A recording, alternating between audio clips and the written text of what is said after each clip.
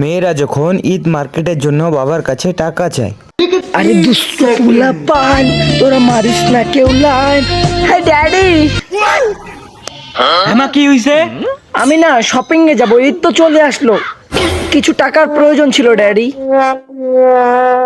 ও shopping করবা, তা কত লাগবে? 5, 10 নাকি 20,000? আরে বাবা না, 25,000 লাগবে।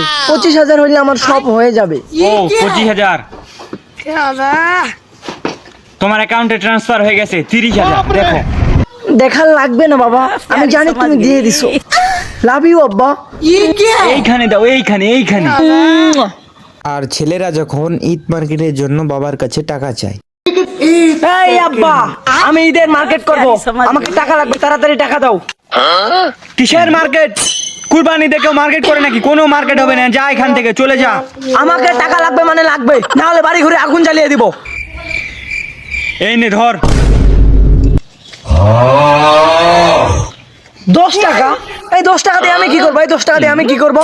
10 টাকা ভরবি, 10 টাকা দেয়া বিমান উড়াবি। 10,000 হবে, গিয়ে মার্কেট করবি, যা। তুই আব্বা না মাদার চোদ রে।